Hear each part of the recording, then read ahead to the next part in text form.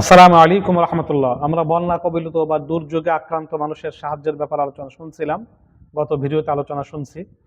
মহানবী সাল্লাল্লাহু আলাইহি ওয়াসাল্লাম বলেন, ক্বালান নাবিয়্যু সাল্লাল্লাহু আলাইহি ওয়াসাল্লাম, মান নাফাসা আম মুমিনিন কুরবাতাম মিন কুরবিদ দুনিয়া নাফাসাল্লাহু আনহু কুরবাতান মিন কুরবি ইয়াউমাল কিয়ামা। মহানবী সাল্লাল্লাহু আলাইহি ওয়াসাল্লাম ইরশাদ করেন, যে ব্যক্তি কোনো অসহায় বা কোনো দুর্যোগে আক্রান্ত বা বন্যা কবলিত বা দুঃখী মানুষের পাশে দাঁড়ায়, সাহায্য করে, তার কোনো বিপদ মুসিবত উদ্ধার করে দিবে, আল্লাহ পাক রব্বুল আলামিন কিয়ামতের ময়দানে তার বড় বড় বালা মুসিবত দূর করে দিবেন। বড় বড় বালা মুসিবত থেকে তাকে উদ্ধার করবেন।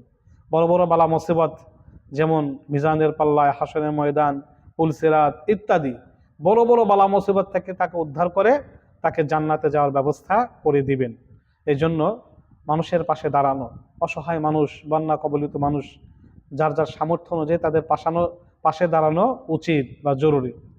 অন্য হাদিসে আসছে, ক্বালান নাবিয়্যু সাল্লাল্লাহু আলাইহি ওয়াসাল্লাম, আল মুসলিমু আখুল মুসলিম লা ইয়াজলিমুহু ওয়া লা ইউসলিমুহু, যে এক মুসলমান আর এক মুসলমানের ভাই, তারা কখনো ভাইয়ের প্রতি জুলুম করতে পারে না, কখনো জুলুম করে না, এবং তারা ভাইকে কখনো অসহায় অবস্থায় ছেড়ে যায় না।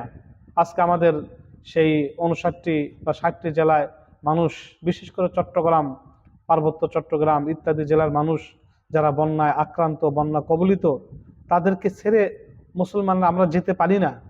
এই জন্য আল্লাহ রাসূল বলেছেন, তারা তাদের মুসলিম ভাইদের অসহায় অবস্থায় ফেলে যায় না, ছেড়ে যায় না।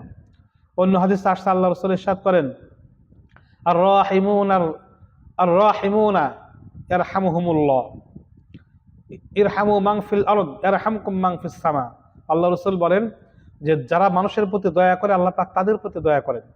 তোমরা জমিনবাসীর উপর দয়া করো, আসমানওয়ালা, আসমানের মালিক আল্লাহ তোমার প্রতি ইরহাম করবেন, দয়া করবেন। সুতরাং মানুষের পাশে দাঁড়ানো উচিত। পরবর্তী ভিডিওতে